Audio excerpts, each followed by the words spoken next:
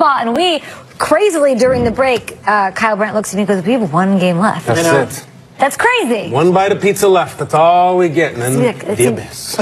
It's the best bite. The best bite. It's all saucy and pepperoni-y. We'll be there for it live in Minneapolis. If you want to kick it with us, we have a live audience, so check that out. Yeah. And go to @GMFB for more details on that. But this is our show. This is Peter Schrager. Yes. Kyle Brandt and Nate Burleson, and I'm Kay. And let's hit a highlight with the lead block. The lead block! Come hang out with us. You can get Kay's autograph, right, Kay? She loves giving them. Not ever. Philadelphia. There's Nick Foles. He's a backup. Not anymore, though, but he's on the field.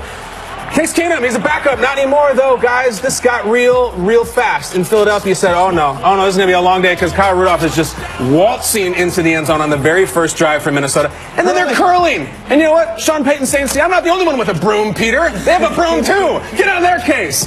Case Keenum walks off the field. They're up 7-0. Season's ended in a similar way. Yeah, very similar.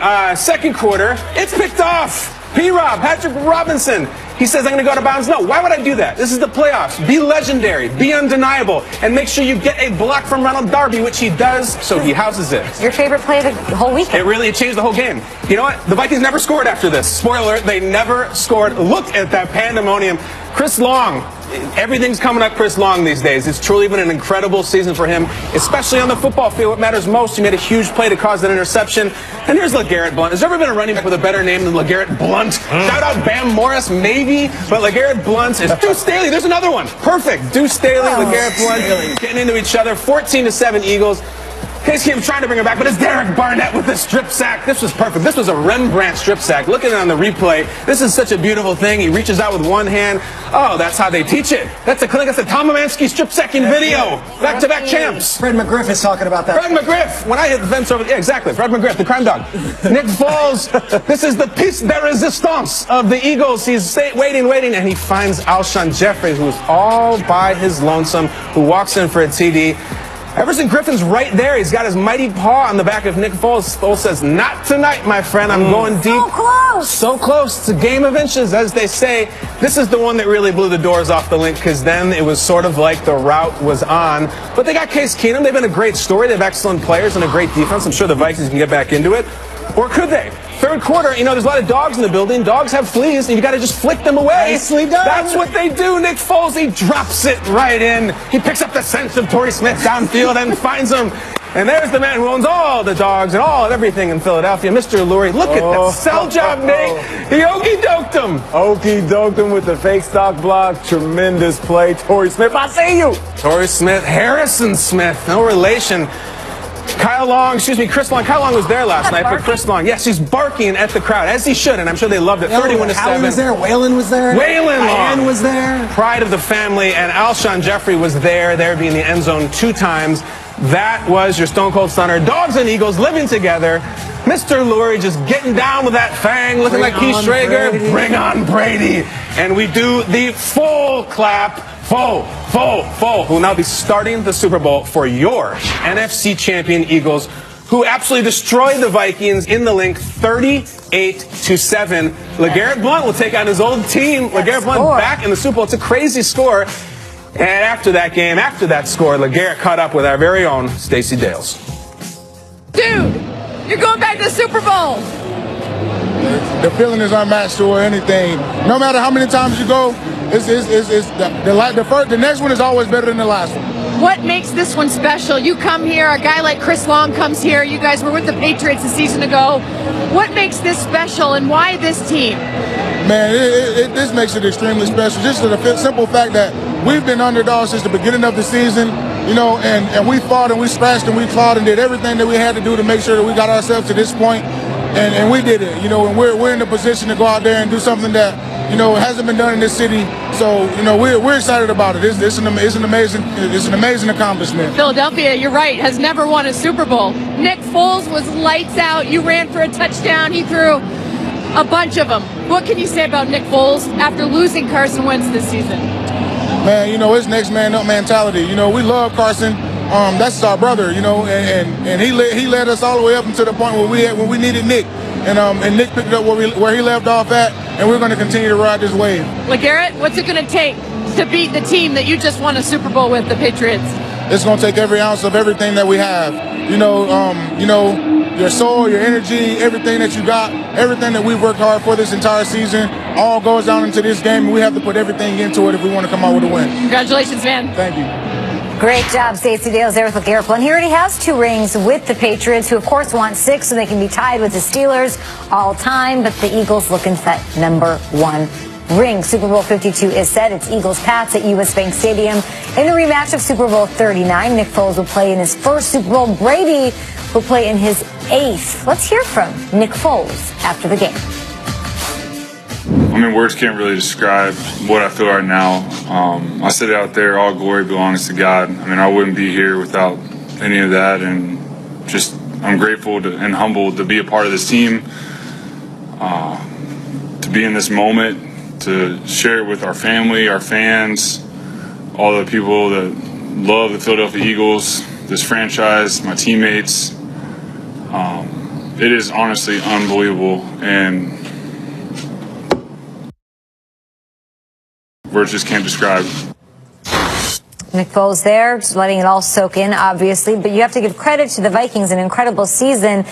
Fell short on the road in a big game to, of course, host the Super Bowl in their own stadium. Thoughts on the Vikings after this? The glaring question is Case Keenum. Did he lose himself money last night? Is he going to get a deal? Are they going to franchise tag him for $24 million? I don't know. You know, it's amazing because we come off this high of the Keenum to Diggs, and then here we are a week later and we're like, is that guy even the quarterback next year? They're all free agents. Bradford, Bridgewater, and Keenum. I will say this. I know that Minnesota organization, they love Teddy Bridgewater. They love what Teddy brings to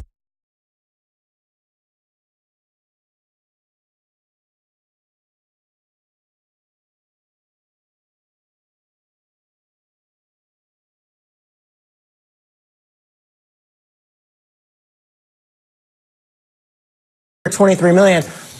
But if we come back in April and we're looking at the balance sheet, are we paying Case Keenum $23 million? Is that the best allocation of money? Yes. I think he earned it. But I'll tell you, those mini guys, they would hate to see Teddy, after all they've invested, 2 years, another option year, they would hate to see Teddy starring on some other team. Would you be surprised or shocked if they just handed the keys back to Teddy Bridgewater?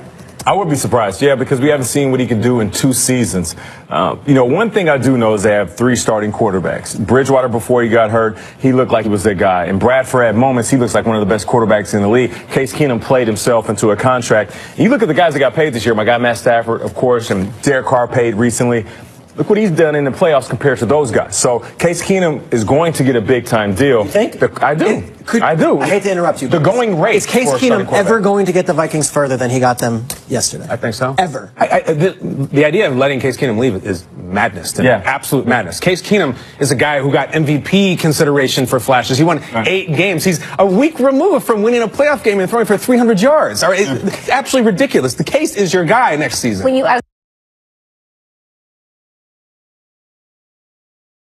Looking at the box score, though, in the 4th quarter, and I don't know if I'm going to get crushed for saying this, part of me was like, are they going to maybe put Bradford in? Like, if they had Bradford? So if I'm thinking I was saying in the 1st quarter, I was saying, are they putting Bradford in? If I'm thinking that, then I don't know that you should pay Case Keenum in that fact, as well as he played. To your question of would they get him further than Case did? I want you guys to think about this. Case Keenum brought his team 1 game away from going to the Super Bowl. He did that as a 3rd-string quarterback, which means he spent the summer taking reps with the 3s. And then he got the keys to the car, taking reps with the 2s.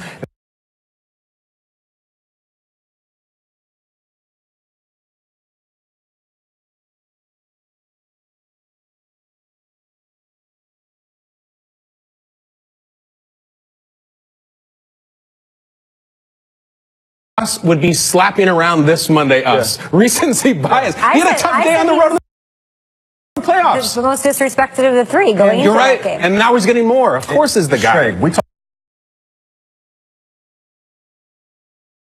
about it all the time. The drop-off between a starting quarterback and a backup quarterback in this league is huge. And you're not saying that Case Keenum is a third-string quarterback anymore. You're looking at him as a starter. So guess what? If you're looking at him as a starter, you got to pay him as a starter. But then do you franchise him? Then what's the future? Then what do you do with Teddy Bridgewater? Then where does Sammy B go? I don't get involved in the numbers, so that's up to the Minnesota Vikings. All I do know is... Because it's not a one-year fix, because then you're in a Kirk Cousins situation A, B, or C. where you're like, the whole time. A, B, or C. Who's starting week 1 next year for the Vikings out of those 3 guys? Case Keenum. C, as in Case. Sam Bradford's fine. I think that's over. Bridgewater, we haven't seen him in 2 years. Case, we saw him last night. He had a rough night. Big deal. I don't know. Peter, you guys disagree? tell us at hashtag GMFB. Fresh start for Bridgewater and Bradford. Fresh start somewhere else. Right. A lot invested in Bridgewater. How many fresh starts does Bradford get?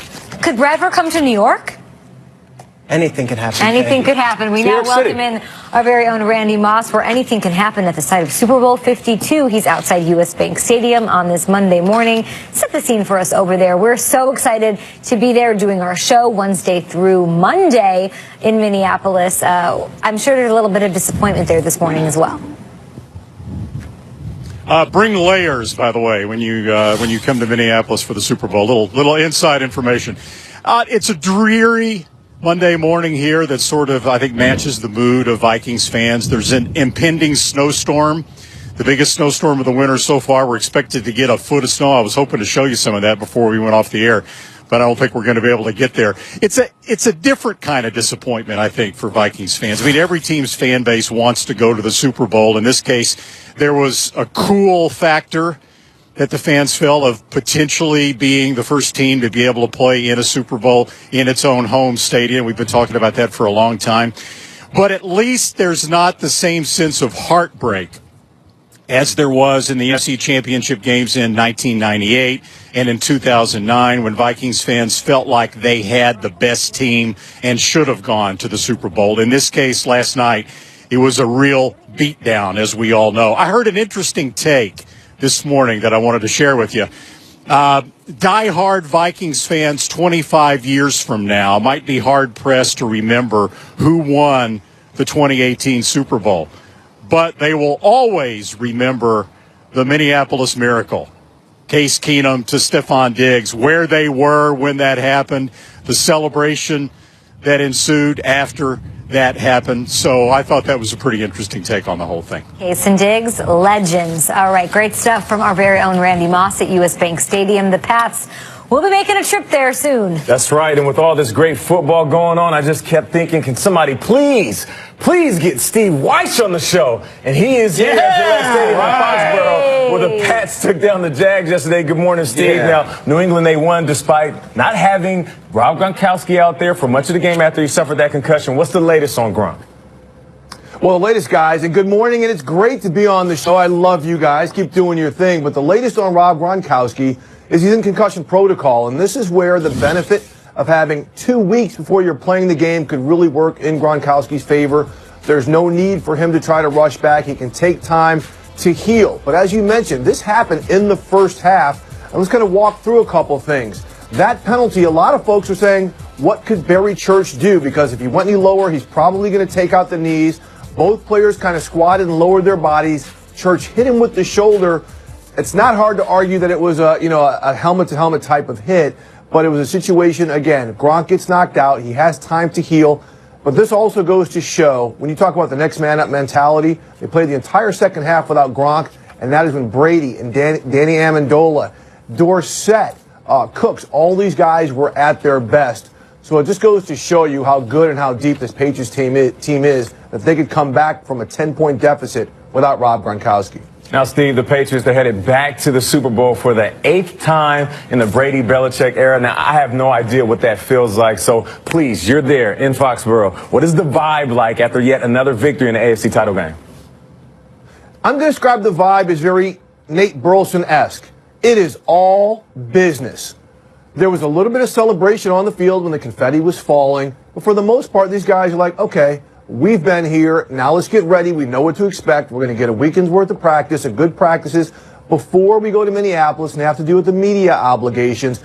But it was just so matter of fact. And keep in mind, a lot of the players that are on this team weren't on some of those Super Bowl teams. Guys like James Harrison, some other players, they churn the roster year in and year out. Stephon Gilmore. And these guys are like, this is my first time going here, but they have already bought into the Patriot way. So it is, okay, we're just going to follow the lead of Tom Brady and some of these other guys and just get ready for this game here. You know, I was just coming in. I'm in the stadium at Gillette Stadium here, team cam room, right outside.